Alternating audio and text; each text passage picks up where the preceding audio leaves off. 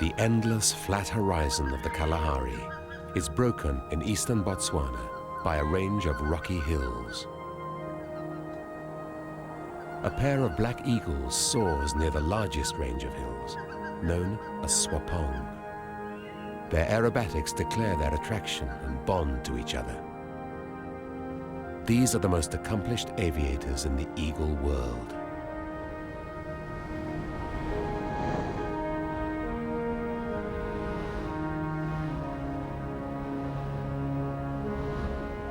The black eagle rules the skies over Swapang.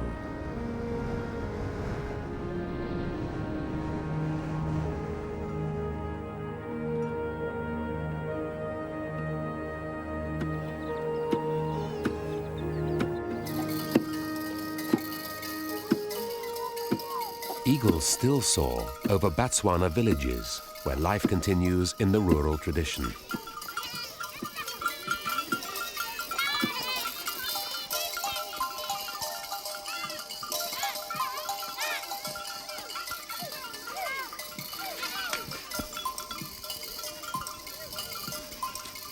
The Swapang Hills are surrounded by many villages, but the hills themselves are uninhabited because of the presence of powerful spirits.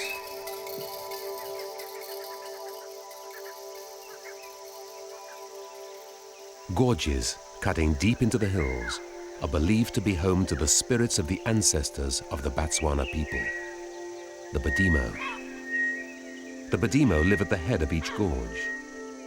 The villagers are afraid of the spirits and leave the sacred gorges untouched. So the black eagle lives and breeds in an undisturbed sanctuary.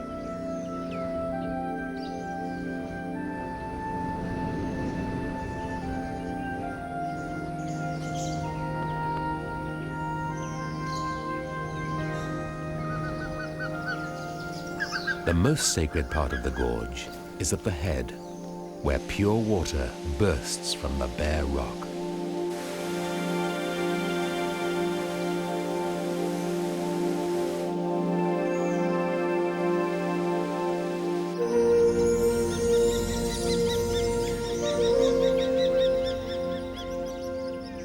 The sacred hills of Swapang lie to the east of Botswana. The surrounding flat lands suddenly give way to sheer cliffs, hundreds of feet high.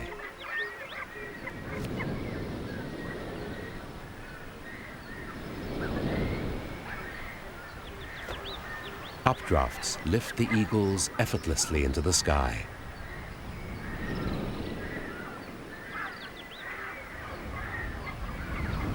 The black eagle is a large and powerful predator. The cliff's other residents are rightfully wary of it. But for the moment, the eagle doesn't have hunting on its mind.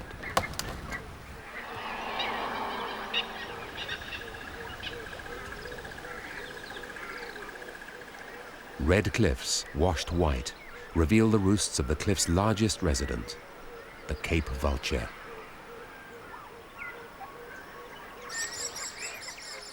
Smaller and more inaccessible ledges provide nest sites for hundreds of other birds, like swifts and starlings, and offer a degree of protection from predators, but not from the artful gymnogene, the sneak thief of the cliff face. The gymnogene reaches the parts other predators cannot reach.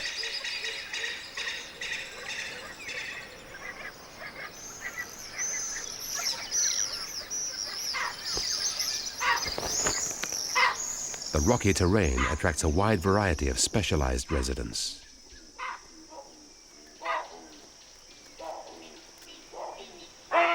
Chakma baboons are fantastic rock climbers. They keep an eye on their territory from lookout posts where they bask in the morning sun.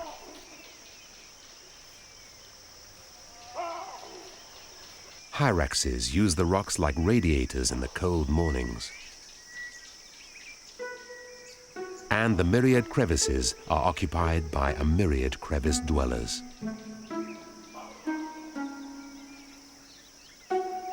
This long-nosed insect eater is an elephant shrew. Although it's only a few inches long, it is fast and agile and colonizes all the rocky areas. Crevice and cliff are home to a range of wildlife unlike any other in Botswana. A couple of hours of morning sun warms the cliffs enough to raise thermals for the vultures to soar on.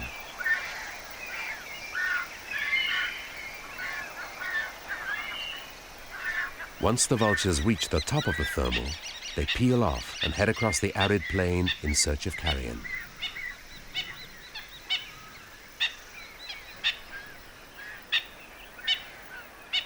Eight-foot wings carry them with grace and speed.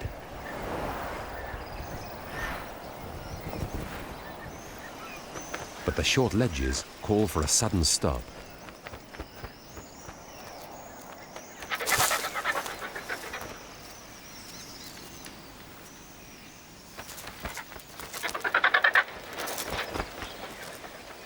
"150 pairs of vultures roost in the hills, and competition for the best ledges is fierce. For a short while, their numbers will be growing. They're about to raise their young, and all efforts are concentrated on mating and nest building.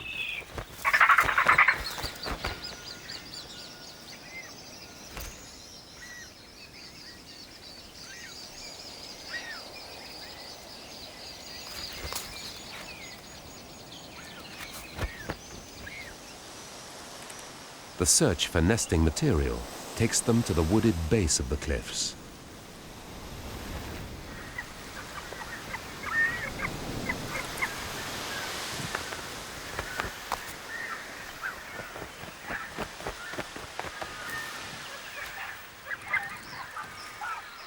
Here, they deliberate over the perfect stick, usually the one in another vulture's beak.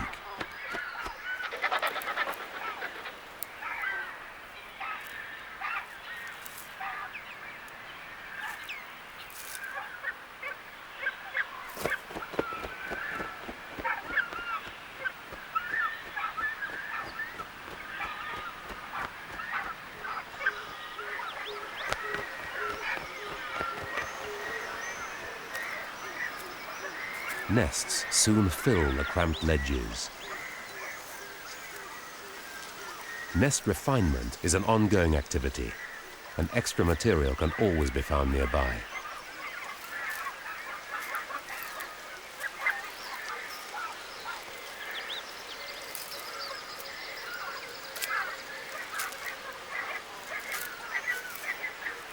Vultures become so concerned with the exact placement of sticks that they don't notice where the rest of the nest is heading.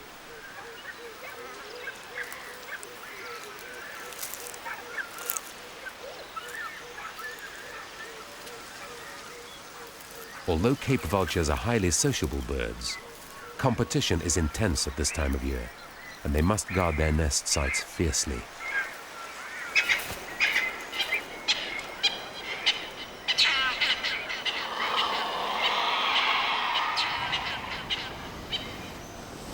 The black eagle usually hunts small mammals, but an easy meal is always welcome. They regularly survey the vulture's cliffs for unprotected eggs and nestlings.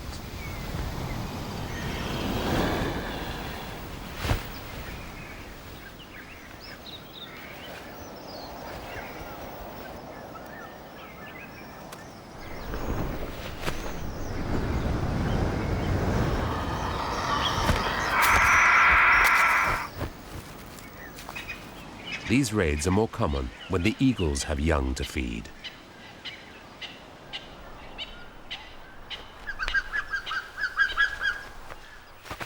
A pair of eagles will alternate between 2 or 3 nest sites over the years. This nest is built in a hillside baobab tree. As usual, 2 eggs were laid and 2 hatched, but the older chick has done away with the younger. Both parents feed and hunt for it during the 14 weeks it stays in the nest. The chick's appetite will keep them busy for most of each day.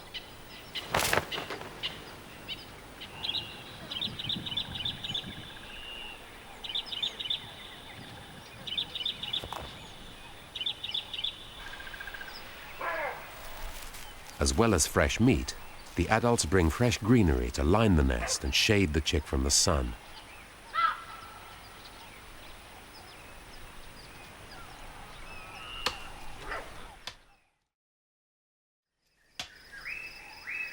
The eagles are not the only ones searching for greenery on the hills. A medicine man collects ingredients for traditional medicines.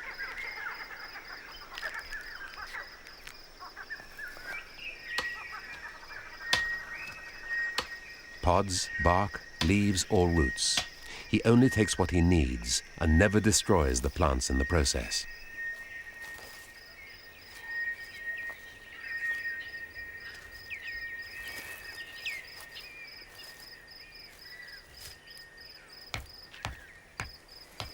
The unique environment found within the hills offers water and shelter to plants that grow nowhere else in Botswana.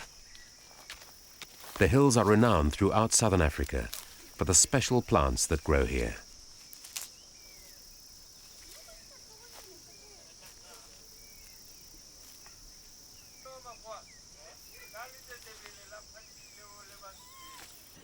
Many fruiting trees grow on the hillsides, and the fruit is an important part of the local diet.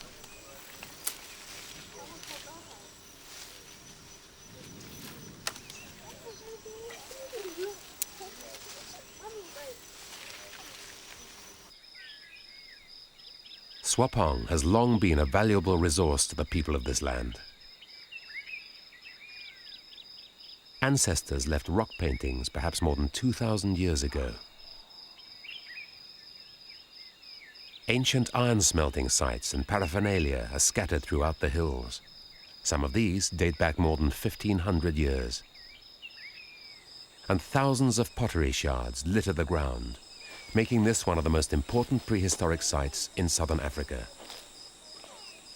Today, the tops of the hills, away from the sacred gorges, are still used to gather thatching grass for the surrounding villages. The villages are not far from the base of the hills. Water flows out to them year-round, and life is good. The Badimo guide the people, bring them rain, and cure their illnesses through the medicine men. A recent incident strengthened beliefs in the Badimo, if they needed strengthening at all. Sir Chakma was the founding president of modern Botswana and a descendant of a long line of Botswana chiefs. When he died, a great rock crashed from this cliff into the river below. The gorges are sacred and run deep into the hills. The permission of local chiefs is needed before anyone can enter them. A few miles away is the arid Kalahari, but here trickling water produces lush and delicate greenery. The pools at the head of the gorges are especially sacred. Here, great snakes protect the Badimo.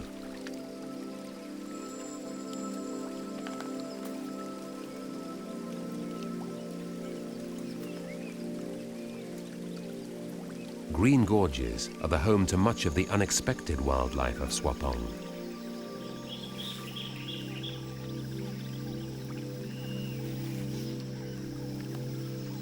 Tall forest trees line the high cliffs of the gorges, creating a shady retreat. Some of these trees are found nowhere else in Botswana. Fig trees are laden with fruit like a Garden of Eden. And vervet monkeys thrive in the thick vegetation, gathering fruit from the trees and enjoying shelter from the sun.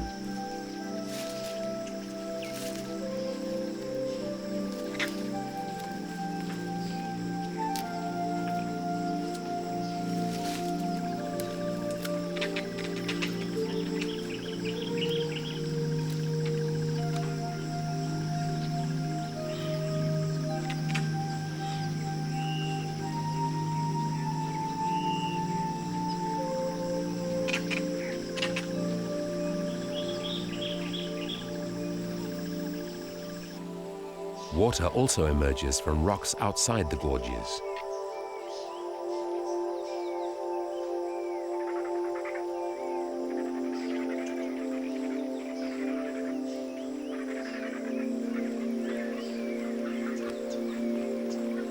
Wherever it appears, it is considered sacred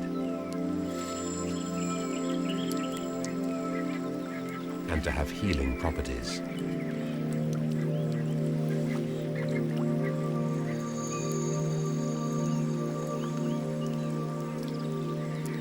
And in a desert, water is simply the source of all life. The hot, noisy cliffs of the Vultures above seem a world apart.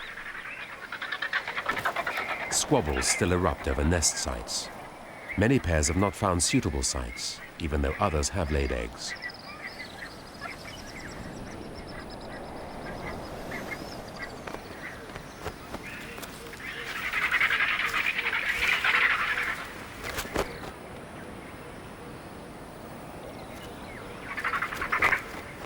Where the eggs have hatched, the adults are busy tending the young.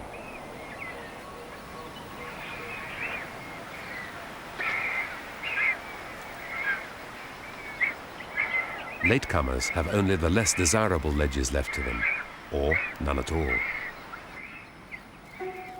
Nests are packed onto and into every nook and cranny, and they provide excellent cover for the insects this shrew is after. The elephant shrew gets its name from its long, flexible nose.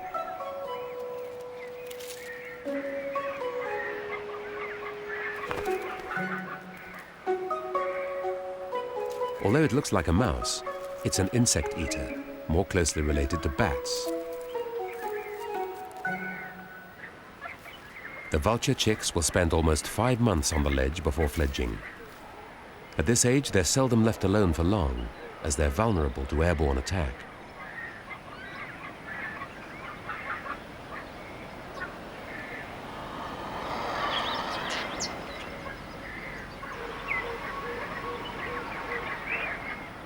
The adults are keen-eyed, wary, and very protective of their young.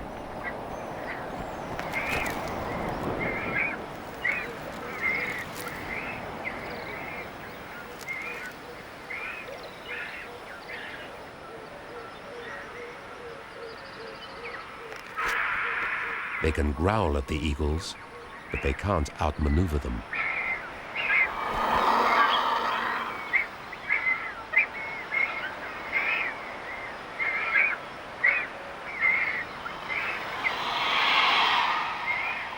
The eagle needs to find meat for its young, but these chicks are well guarded.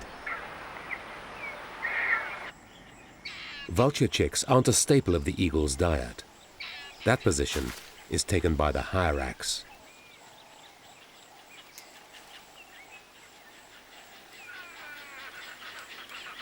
These curious-looking primitive mammals are unlikely relatives of the elephant.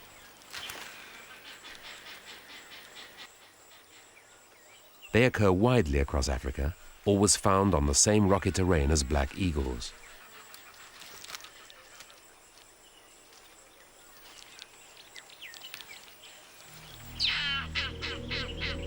And it's here that the eagles, often hunting as a pair, like to surprise them. They build up speed on the far side of the hill, then swoop over the crest to surprise whatever lies in their path. But their plans are foiled by a francolin, so the pair separates.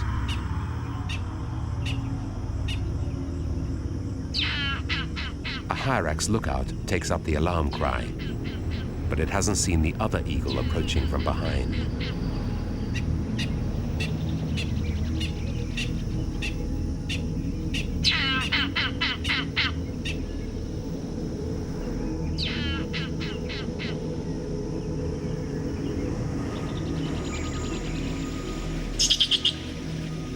Once warm, hyraxes can run fast, and they scatter over the rocks looking for cover between the boulders.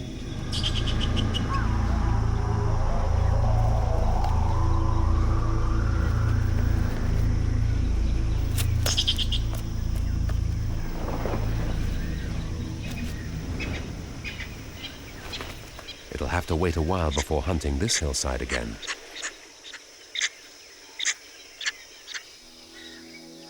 Swapang is home to wildlife great and small.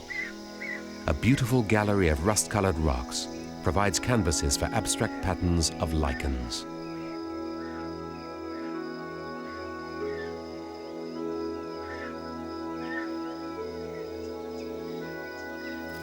In the heat of the day, some of the smaller animals emerge to forage.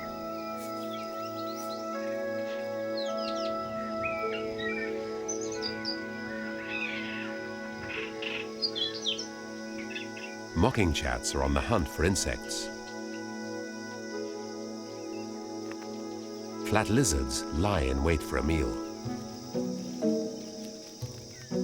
It's all a matter of scale and scales. A fallen boulder becomes a great cliff for an armor-plated rock climber.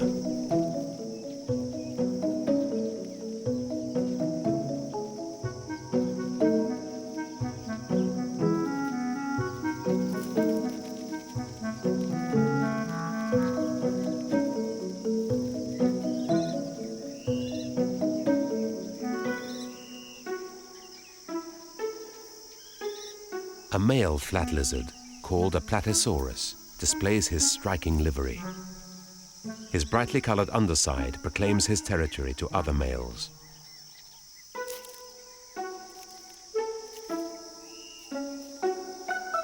Always on the lookout for a juicy meal, the shrew scouts the insect-filled crevices.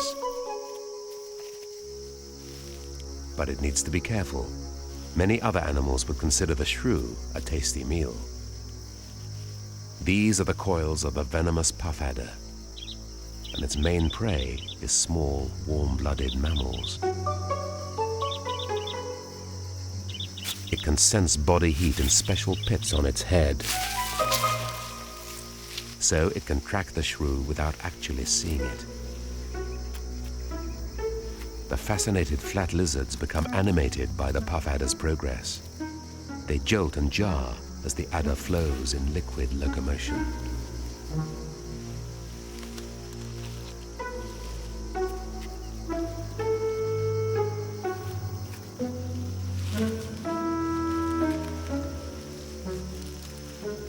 But they can't afford to get distracted. Small reptiles are the favored prey of many of the hawks, eagles, and falcons that live in Swapang. In fact, Swapang is a bird of prey paradise.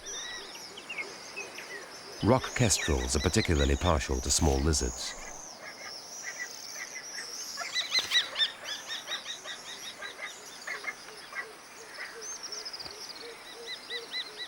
They have their own territory to defend and are agitated by the presence of the black eagle.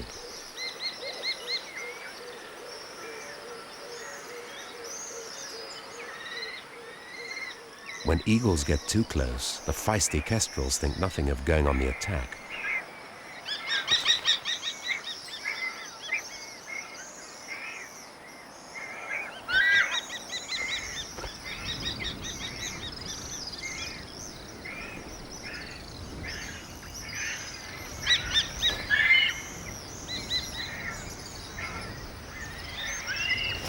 The message is clear.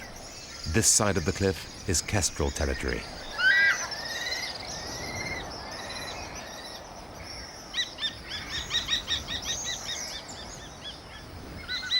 The harried eagle moves on. It must still find food for its young.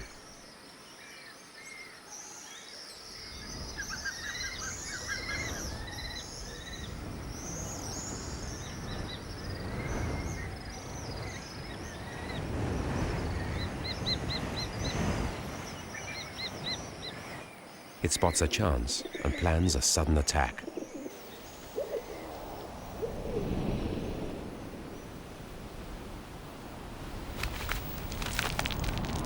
Storming through the skies, it strikes with ease. The rock pigeon was cornered and didn't stand a chance.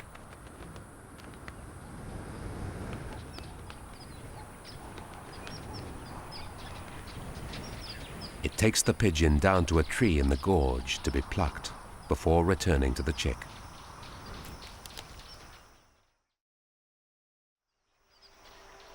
The bottoms of the gorges stay green year-round, thanks to the constant supply of water percolating through the rocks. Most of the wildlife in the hills is linked to this miraculous resource.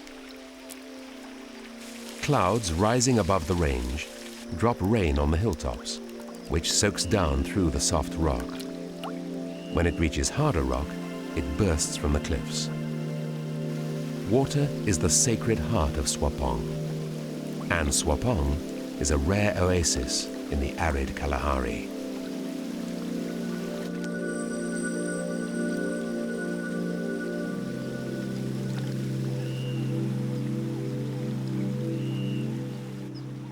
A goat-sized antelope is perfectly adapted for life in the rocky hills.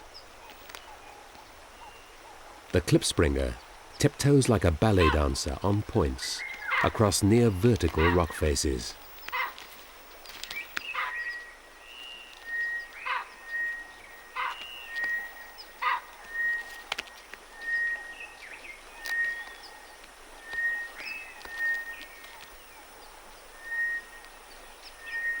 Unusual springy hair gives it a dense coat that protects it from heat, cold, and sharp rocks.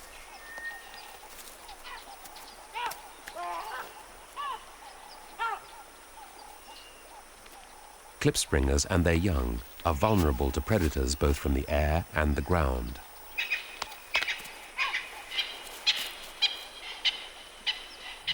Attack from the black eagle is a very real threat to the lamb.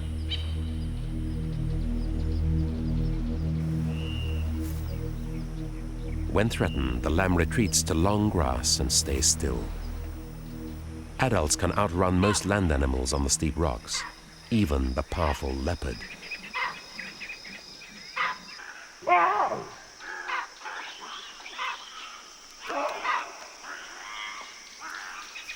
Surprisingly, some leopards still live in the thickly wooded gorges, despite the closeness of the Botswana villages. Baboons are preyed on by both eagle and leopard, and don't appreciate either as neighbors.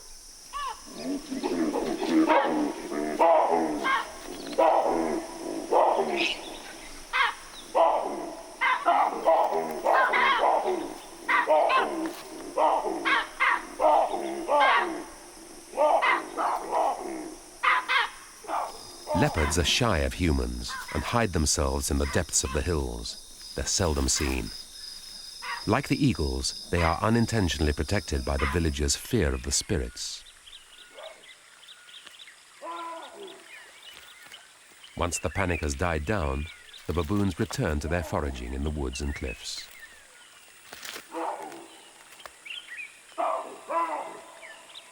They're nimble and confident on the rock faces. The rocks are refuges for numerous small animals that the baboons can feed on.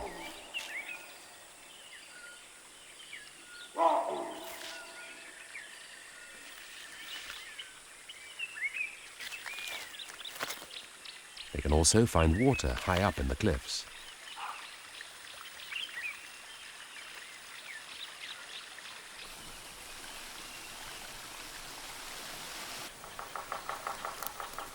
The gymnogene uses the cover of the woods to raise its young. The female makes final adjustments to the loosely made nest while she incubates her eggs. This unusual hawk is a one-off, the only member of its family. Its body is well adapted to its hunting habits: long legs, a small head, and an unusually lightweight frame hidden beneath its grey plumage. It can display in a manner that seems quite shameful, a coy blush. The name gymnogene means bare cheeks, but the meaning of the facial display is not clear. It is common when a mated pair is near to each other or is excited.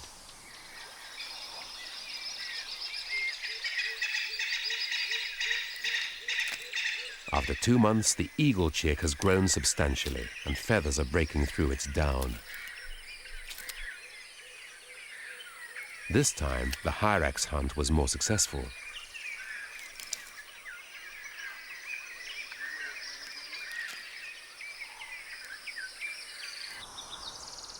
On the cliff face, the vulture colony is bursting at the seams.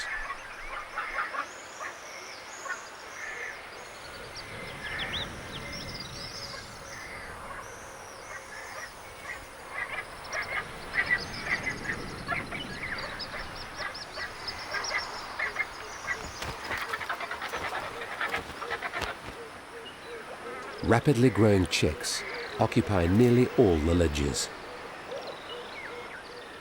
They may be young, but some already have 4-foot wingspans and even bigger appetites.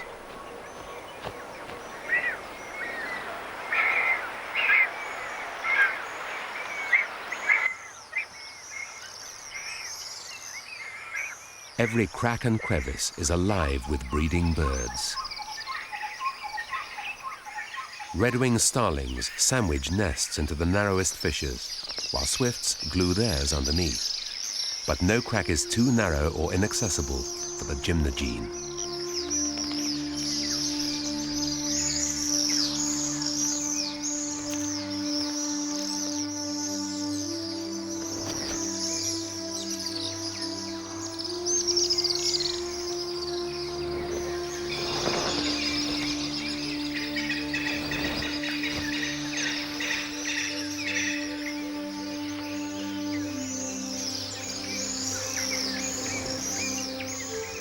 Broad wings enable it to float up and down the cliffs with ease.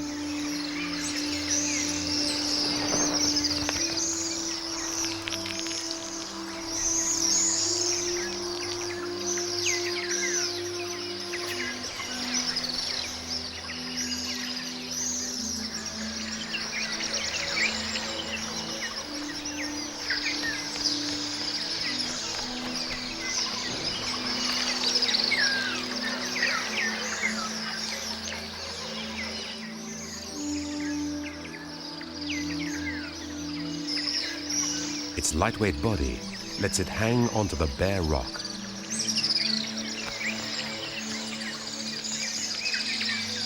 Its small head pries tiny gaps, while its long, flexible legs fish nestlings out of the deepest holes.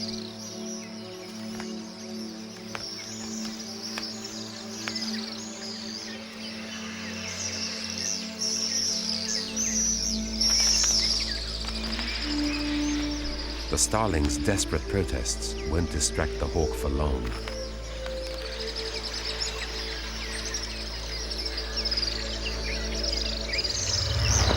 The gymnogene knows the nestlings are here and will be back.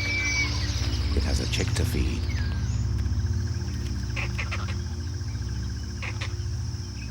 Vervet monkeys are too big to be caught by gymnogenes. They're still at risk from the much larger eagles. They spend much of their time in the thick cover of the trees.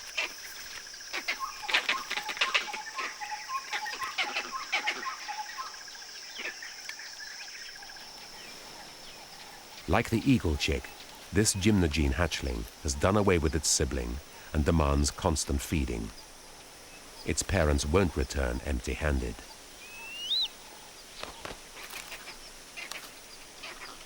A second dash at the cliffs was successful, and the parent presents a starling. The gymnogene chick is in no danger from the troop of monkeys below. They're mainly vegetarian and scour the forest for ripe fruit. And there always seems to be something in fruit throughout the year.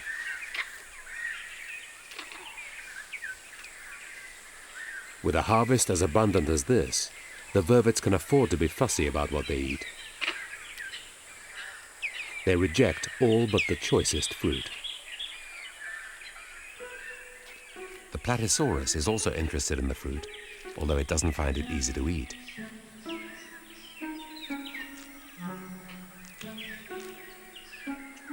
And a plated lizard, a fuller-bodied relation, is taken with the fruit too.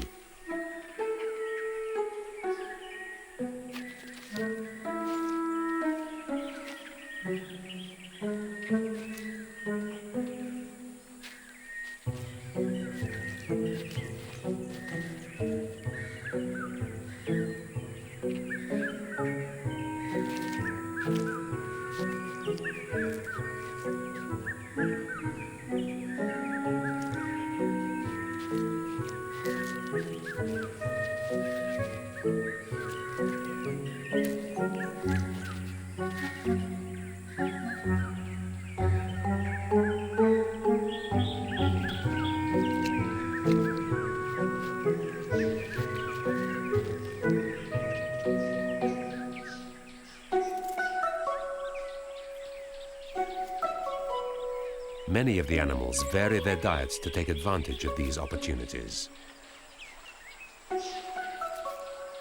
The shrew welcomes a free lunch.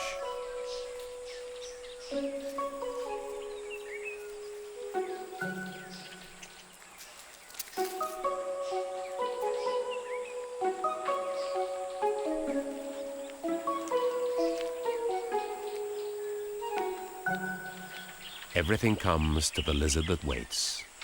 A furry army of caterpillars is on maneuvers, and the lizard knows just how to maneuver them to get their poisonous hair off.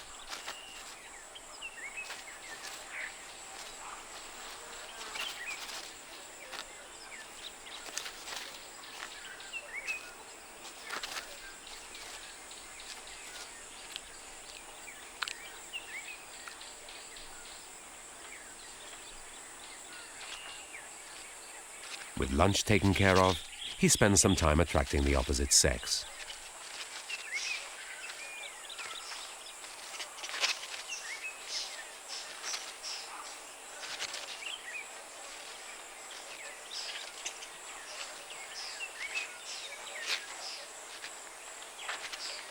Perhaps he should have taken a longer lunch.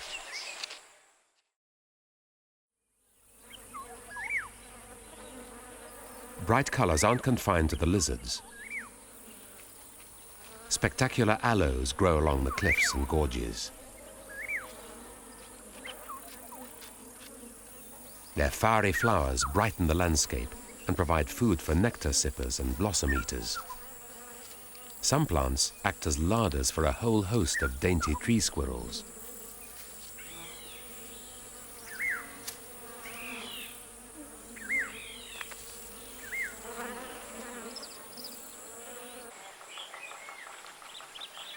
Until the dainty tree squirrel ends up in the larder of the gymnogene.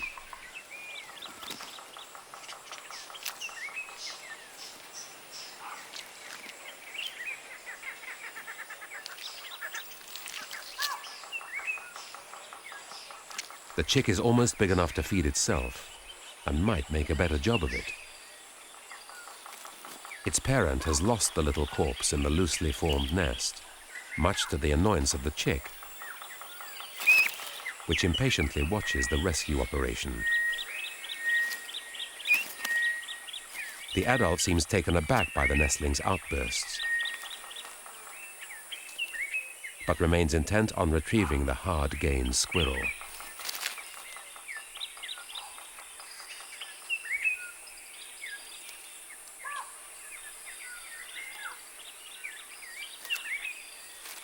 This is where multi-jointed legs come in handy.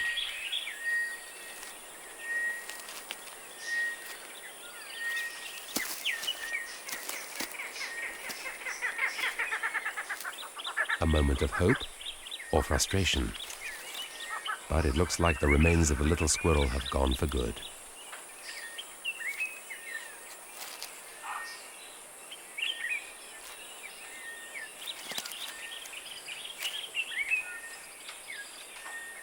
Perhaps it's time to make another visit to the cliffside larder.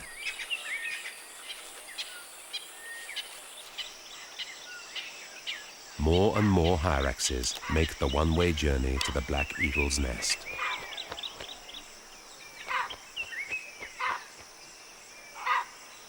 At 3.5 months, the youngster is the size of an adult, but looks very different.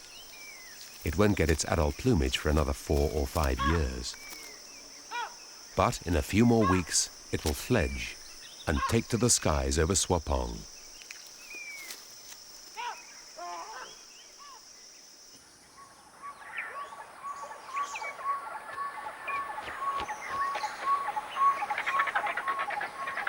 The vulture chicks are almost fully grown too.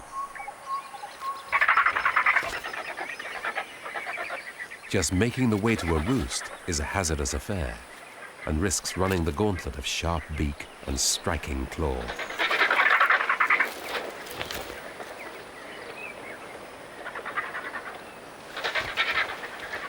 A pair that hasn't bred yet tries to take over a ledge from an almost fully grown chick.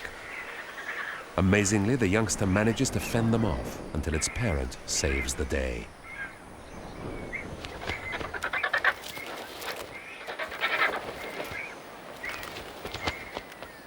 won't be long before the chick can fly and fend for itself. But some chicks will never fly. They're afflicted with osteodystrophy, a bone disease similar to rickets. The environment beyond the hills is changing. Vultures can't always find enough bone chips to keep their young healthy. The eagles will soon discover any weakness, and with this disease, there are no second chances.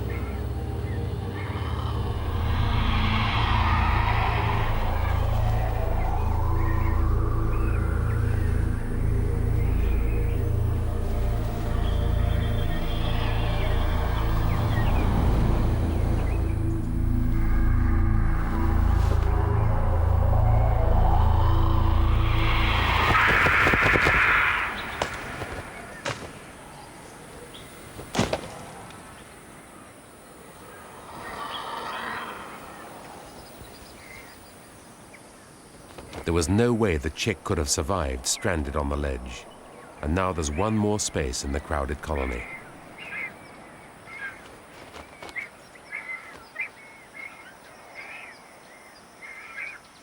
The dead vulture chick is too heavy to carry, so the eagle eats it where it's fallen. Cape vultures are long-lived birds. The infant mortality rate is high, but they have many years to make up the numbers.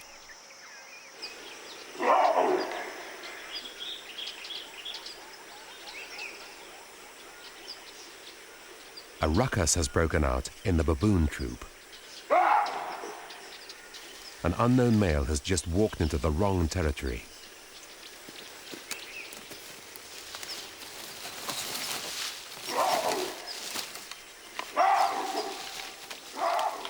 The stranger's presence threatens the standing of the dominant male in the troop. He is not welcome.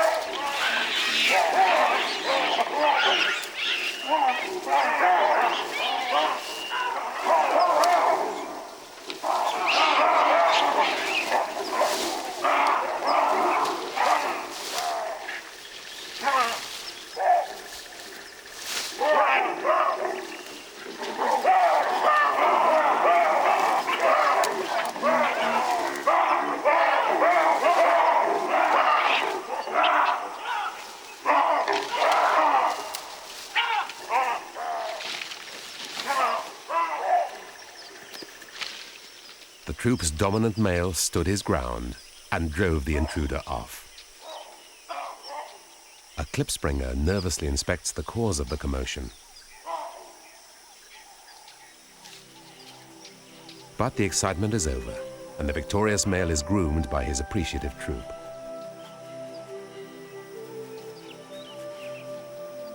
This gentle activity reaffirms their rank and relationships.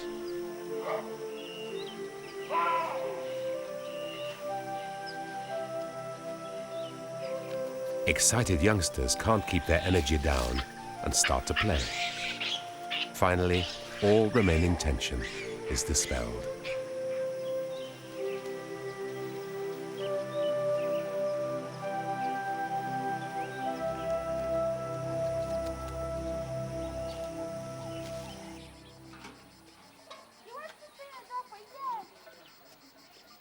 The end of each day finds the villagers in their homes.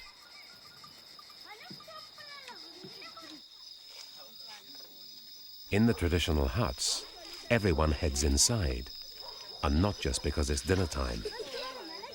The spirits of the ancestors are active after dark.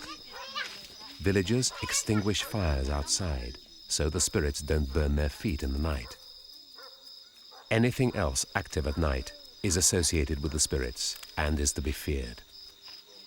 This giant cricket is watched with a mixture of nervousness and fascination.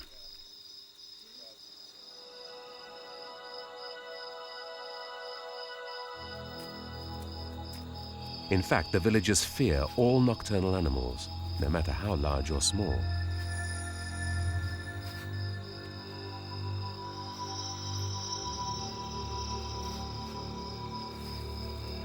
The brown hyena means no harm to humans. It's just after an easy meal, maybe some bones or a scrap of skin.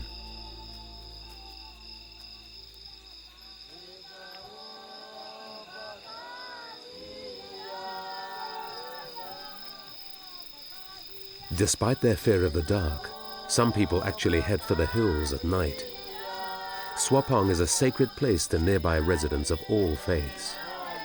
A Christian sect climbs up the hills to pray.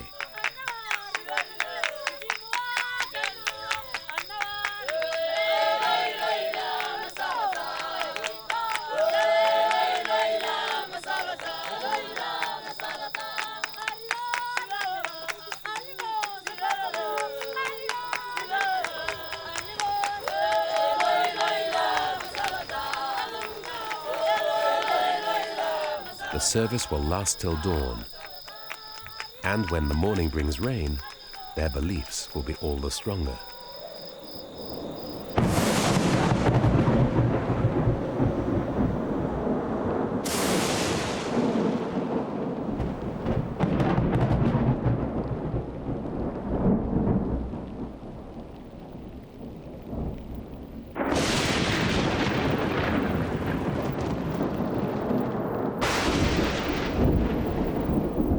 But the sacred presence of Swapang is waning. Already the sacred gorges and hilltops are being used for cattle grazing.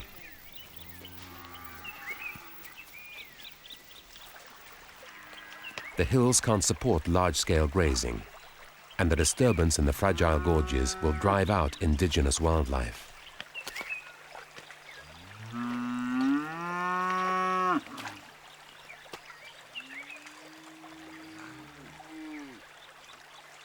Times are changing in the villages. Modern houses are built now, and technology has been embraced by some.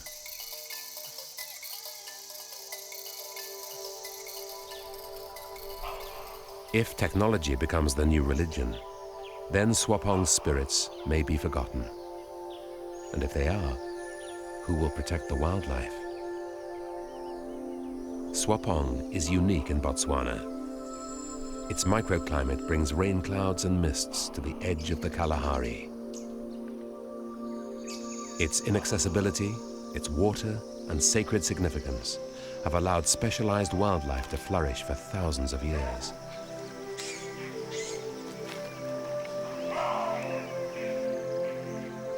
And this year, the vulture colony has flourished. The last chicks are fledging, testing their 8-foot wings on the breeze.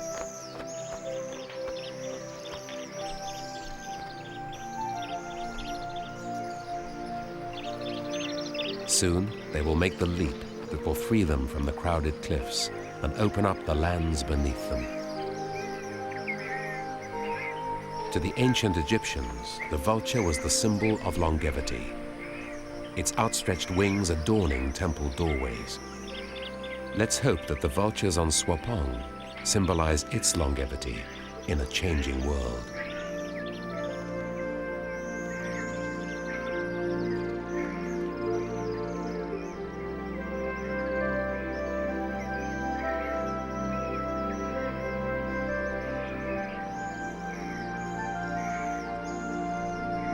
And if Swapang does survive, its rulers have an heir to succeed them.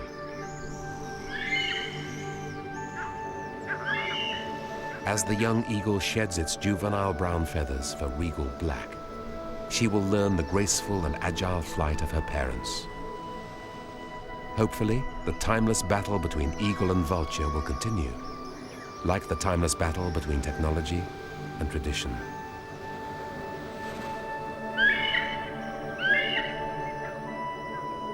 If the thirst for knowledge can be tempered with respect for the past, then Swapang will remain the sacred haunt of eagles.